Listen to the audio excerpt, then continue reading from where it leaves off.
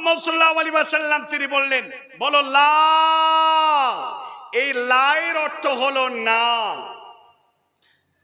আল্লাহ রাব্বুল আলামিন বলছেন লা, লা মানে না। এই লা মানে কোনো কিছুর পূজা করা যাবে না। 360খানা মূর্তি কাবা ঘরে রয়েছে। এই 360টা মূর্তি কোনো পূজা করা যাবে না। লা মানে হবলের পূজা করা যাবে না। হবল নেই, মানাত নাই। লা মানে উজ্জা নেই, না মানে কোনো পাথরের নেই, না মানে কোনো জড় পদার্থের কাছে সিজদা করা যাবে না। ঈশ্বর বলে মানা যাবে না, আল্লাহ বলে মানা যাবে না, গড বলে মানা যাবে না। এই লা হলো এত বিষাক্ত একটি কথা তাদের কাছে হয়ে গেছিল। দীর্ঘদিন ধরে বাপ দাদা 14 পুরুষের ইবাদত করে তারা আসতেছিল। মুহাম্মদুর রাসূলুল্লাহ জোরে বলেন সাল্লাল্লাহু আলাইহি ওয়াসাল্লাম এক বাক্যে বলে দিলেন, লা মানে পৃথিবীর কোনো মাবুদকে মানা যাবে না ইল্লাল্লাহ, একমাত্র সত্য আল্লাহকে ছাড়া। পৃথিবীর মাটিতে একমাত্র শুধুমাত্র আল্লাহ এর পূজা ছাড়া আর কারো কাছে পূজা করা যাবে না, যাচাঙ্গা করা যাবে না। এইভাবে যারা আল্লাহকে এক বলে যারা মেনে নিল, আল্লাহ তাবারক ওয়া তাআলা নবী বলছেন এরাই হলো আল্লাহর খালিস মুখলিস বান্দা। বিশ্ব নবীকে আবু জাহাল আবু লাহাব তো প্রস্তর খণ্ড তুলে মেরে দিল। বন্ধনে আবার একটি ভাষা তারা বলেছিল, আবু লাহাব ওরে মুহাম্মদ, এই জন্য তুমি আমাদেরকে এই জায়গায় জমায়েত করেছো। পশ্চিম কালেও আমরা 360খানা মূর্তি যে তৈরি করেছি, এই মূর্তিকে তোমার কথা শুনে আমরা তা ত্যাগ করতে পারবো না। মুহাম্মদ সাল্লাল্লাহু আলাইহি ওয়াসাল্লাম, ও জননী মা বোনেরা আমার, আল্লাহর নবী দাওয়াতের কার্যকলাপ শুরু করে দিলেন। নবুয়তের অপেক্ষায় তিনি চলে এলেন। বন্ধনে আবার আল্লাহ তাবারক ওয়া তাআলার কাছে প্রতীক্ষার পরে তিনি নবুয়ত লাভ করলেন। বিশ্ব নবীকে আল্লাহ তাবারক ওয়া তাআলা নবী হিসাবে গ্রহণ করে নিলেন। মানুষদের কাছে কাছে দাওয়াত দেওয়ার জন্য বললেন, কিন্তু বিশ্ব নবীকে আল্লাহ বলে দিলেন, ওগো নবী মুহাম্মদ, মানুষদেরকে বুঝাবে তুমি বুঝাও, কিন্তু মানুষদেরকে তুই প্রেসার ক্রিয়েট করে বোঝাতে পারবে না। লাঠি দিয়ে মেরে মানুষকে সোজা করে আমাকে চিনাতে হবে না। শুধুমাত্র মানুষদেরকে বলে দাও, শুধুমাত্র ইনসানদেরকে বলে দাও, আল্লাহ ছাড়া তোমার দ্বিতীয় কোনো ইলাহ নেই, মাবুদ নেই। 360খানা মূর্তির পূজা করা চলবে না। দুর্গার কাছে মাথা নত করা যাবে না, কালীর কাছে মাথা নত করা যাবে না, সরস্বতীর কাছে মাথা নত করা যাবে না। মুসলমান দুর্গা আর দরগা এই কবরের কাছে গিয়েও মাথা নত করা যাবে না। বা যদি বাচ্চাকে শরীরের গায়ে মাতলি বেঁধে দেয়, এটাও বান্দা যাবে না। কোন মুসলমান আল্লাহ তাবারক ওয়া তাআলা কে যদি মানে, এক বলে যদি স্বীকার করে, তাহলে কোনো কিছু মানবে না। কোন মাতলি তাবিদ, কোন ধাগা, কোন সুতো বাঁধবে না।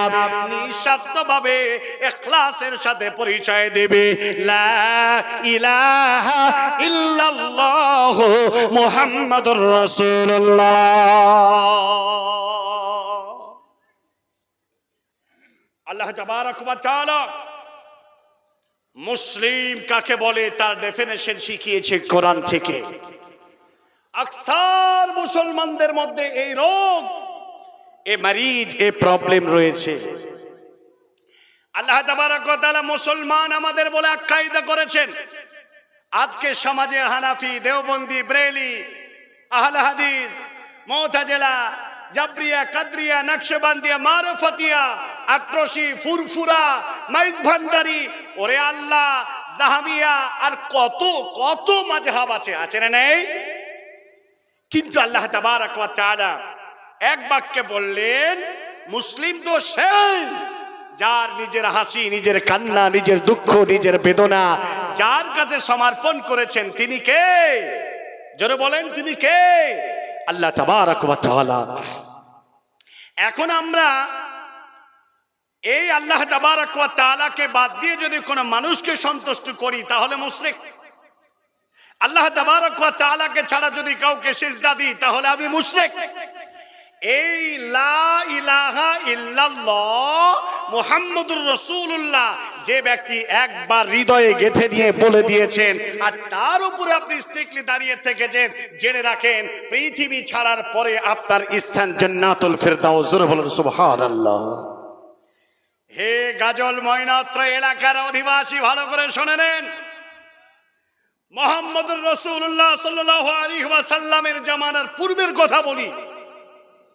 আল্লাহ তাবারক ওয়া তাআলা যে তিনি রব, এক ও অদ্বিতীয়, এই কথাটা যদি কেউ বলে, পবিত্র কোরআন ভালো করে শুনুন, আল্লাহ রাব্বুল আলামিন তিনি বলছেন, কি বলছেন? বিসমিল্লাহির রহমানির রহিম। ইন্নাল্লাযীনা ক্বালু রাব্বুনাল্লাহ সুম্মা ইসতাকামু تتنزل عليهم الملائكة ألا تخافوا ولا تحزنوا وأبشروا بالجنة التي كنتم توعدون।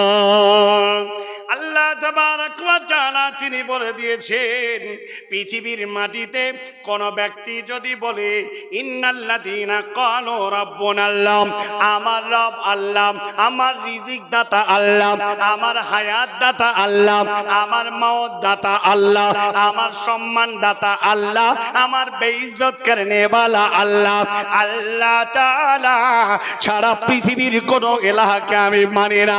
পৃথিবীর সম্পদ যদি আমাকে আমার কাছে নিয়ে এসে হাজির করে দেয়, এরপরও আমি বলবো তোমার রবকে বললে যদি জিজ্ঞাসা করে আমি বলবো আমার রব হলো আল্লাহ। বন্ধুরে, নবীজির জামানায় বিশ্ব নবী যখন মানুষদেরকে আল্লাহর পরিচয় দিতে শুরু করে দিলেন, বললেন আল্লাহকে ছাড়া কাউকে পূজা করা যাবে না। এই গ্রহণ, এই ঈমান যারা মেনে নিল, এই ইয়াকিন যারা করে নিলাম, এই বিশ্বাস যারা করে নিল, পৃথিবীর কোন শক্তি তাদেরকে খরিদ করতে পারে নাই, পৃথিবীর কোন অর্থ তাদের কিনে নিতে পারে নাই। বাপজিরা আমার, জননী মা, আল্লাহ তাবারক ওয়া তাআলার নবীজির কাছে যারা আল্লাহর পরিচয়ের ধারণা, আল্লাহর সংজ্ঞা যারা একবার বুঝে নিয়েছিল, তাদেরকে আল্লাহর জমিন থেকে কেউ পদভ্রষ্ট করতে পারে না। রাসূল করিম সাল্লাল্লাহু আলাইহি ওয়াসাল্লামের জামানায় সর্বপ্রথম যারা ইসলাম কবুল করেছিল, তাদের ঈমান আর আমাদের ঈমান কতটা পার্থক্য! এই প্রিয় ভাইরা, জননী মা,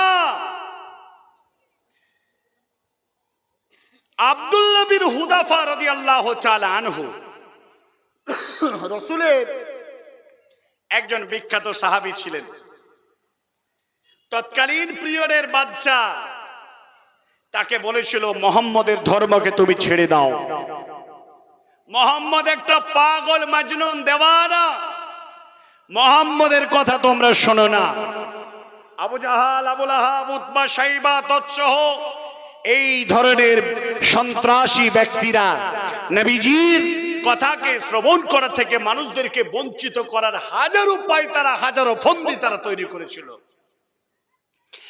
আব্দুল্লাহ বিন হুযাফাকে অ্যারেস্ট করা হলো। অপরাধ কি ছিল?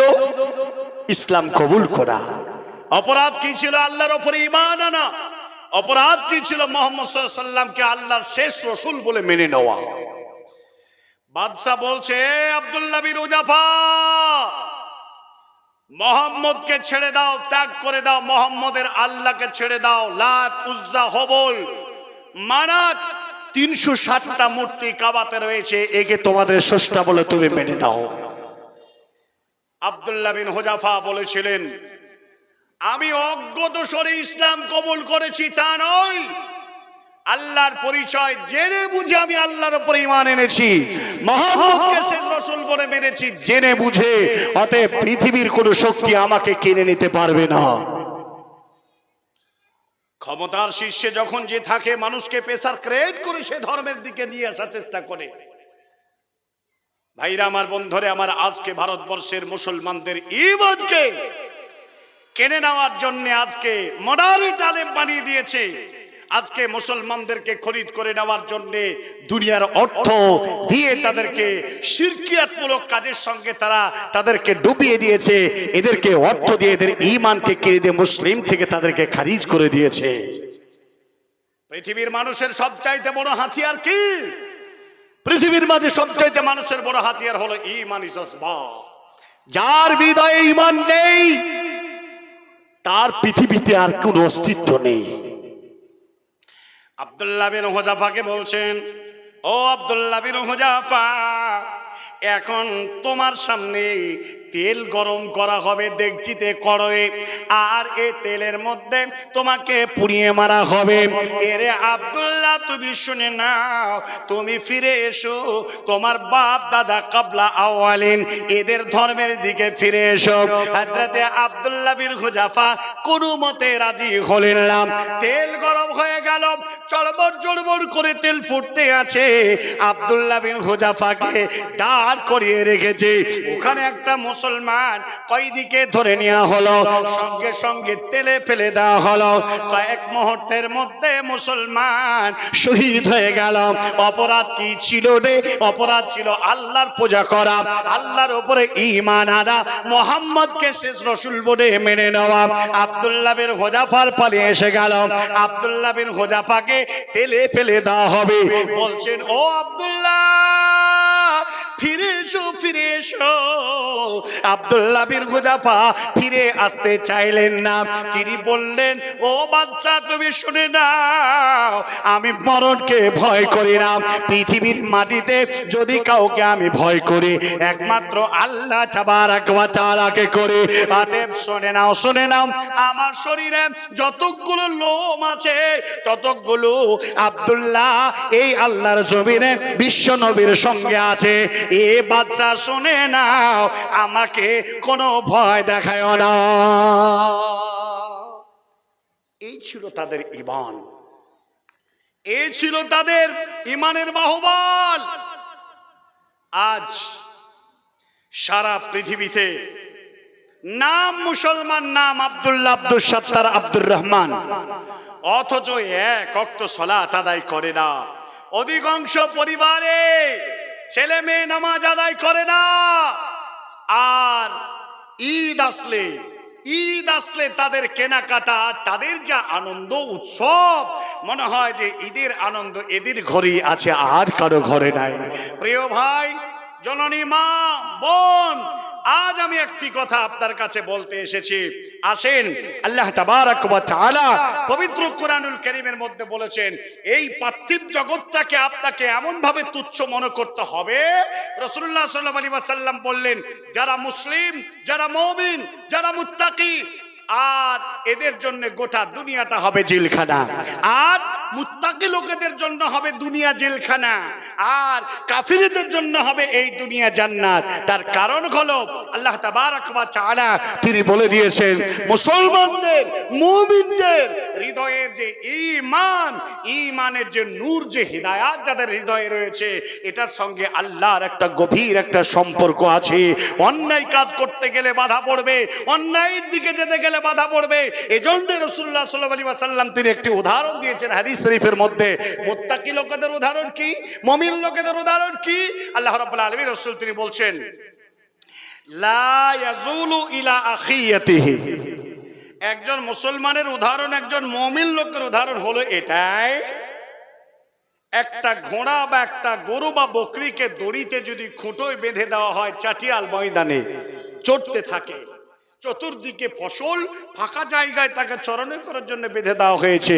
ঠিক যখন ফসলের দিকে তার মুখটা নিয়ে যাবে, তখন দেখা গেল যে তার দড়িতে টান লাগছে। হ্যাঁ মুসলমান, মুত্তাকি লোক, পরহেজগার মুসলমান তো তারাই যাদের হৃদয়ে ঈমান আছে। শিরক করতে গেলে, চুরি করতে গেলে, জিনা ব্যভিচার করতে গেলে, অন্যায় আচরণ করতে গেলে তার ঈমানের দড়িতে তাকে টান দেবে, যেতে পারবে না। এই জায়গা যতদিন আপনার আমার তৈরি না হবে, ততদিন পর্যন্ত আপনি আল্লাহ সন্তুষ্ট অর্জন করছেন তা এটা প্রমাণিত হবে না।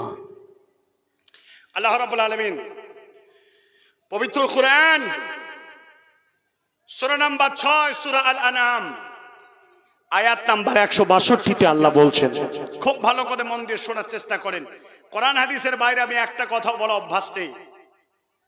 রাসূলুল্লাহ সাল্লাল্লাহু আলাইহি ওয়াসাল্লাম তিনি বলছেন, আল্লাহ তাবারক ওয়া তাআলা তিনি বলছেন, কুল, হে নবী মুহাম্মদ, আপনি সারা পৃথিবীর মানুষদেরকে বলে দেন। কি বলে দেন? বিসমিল্লাহির রহমানির রহিম।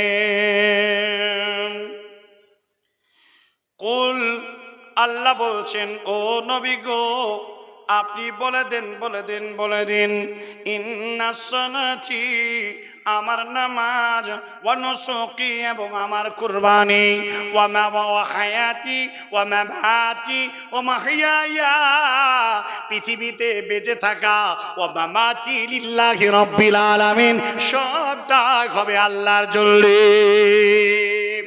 আল্লাহ আল্লাহ আল্লাহ, এই আল্লাহর কাজ ছাড়া পৃথিবীতে কোনো কিছু করা চলবে না। মুসলমান, তুমি ফজরের নামাজ আদায় করেছো, এই নিয়ত নিয়ে যদি তুমি বাড়িতে বানিয়ে যাও, পৃথিবীর যত রকমের তুমি কাজ করো না কেন, সমস্ত কাজের তুমি সওয়াব পাবে, নেকি তোমার লেখা হবে। বলে কেন? ইবাদত করে এসেছো, এই অবস্থাতে দুনিয়ার সময়ের ফুরসতে কাজ করতে আছো, অতএব যত কাজ করবে তত তোমার নেকি হবে।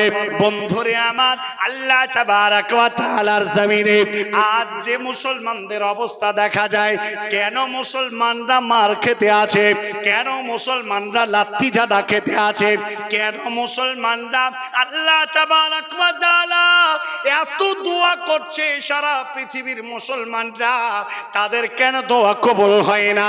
তার পেছনে একটাই কারণ, বিশ্ব নবী বলে দিয়েছেন, ওরে আমার উম্মতে মুহাম্মদ, আমি তোমাদের মাঝে দুটি জিনিস ছেড়ে গেলাম, একটার নাম হলো আল্লাহ তাবারক ওয়া তাআলার কোরআন, অপরটার নাম হলো আমার অমীয় বাণী হাদিস। আমি এই দুটোকে রেখে গেলাম, মা তারাকতুকুম, তোমরা এটাকে ছেড়ে দিও না। আর জেনে রাখো, যদি তোমরা এটাকে আঁকড়ে ধরে রাখতে পারো, কোনোদিন লাঞ্ছিত হবে না, কোনোদিন বেইজ্জতি হবে না, কোনোদিন অপমানিত হবে না। যদি তোমরা কোরআন ছেড়ে দাও, যদি তোমরা হাদিস ছেড়ে দাও, পৃথিবীর কোনো শক্তি নাই তোমাদেরকে বেইজ্জতি থেকে বাঁচাতে পারবে। মুসলমানরা কোরআন ধরে রেখেছে। কোন পরিবারের মানুষ কোরআন নির্দেশে জীবন যাত্রা করে? 5 ওয়াক্ত নামাজ পড়ে মুসল্লি, তার বাড়ির বউ নামাজ পড়ে না। 5 ওয়াক্ত নামাজ পড়ে মুসল্লি, বাড়ির বড় ছেলেটা নামাজ পড়ে না। 5 ওয়াক্ত তাহাজ্জুদ আদায়ের পরেও 5 ওয়াক্ত নামাজ পড়ে না ওয়ালা মুসল্লি মসজিদের আগে কাতারে দাঁড়িয়ে তাকবীর দেয়, দেখা গেল তার বেটিটা ন্যাংটু হয়ে বেড়ায়। আহারে, এই দায়ু শ্রেণীর মানুষের সমাজ পরিপূর্ণ হয়ে গেছে, যার কারণে আল্লাহ তাবারক ওয়া তাআলা মুসলমানদের কোনো দোয়া কবুল করেন না। আল্লাহ রাব্বুল আলামিন অন্য জাতিকে এই মুসলমানদের উপরে চাপিয়ে দিয়ে তাদেরকে আল্লাহ ধ্বংস করে দিবে।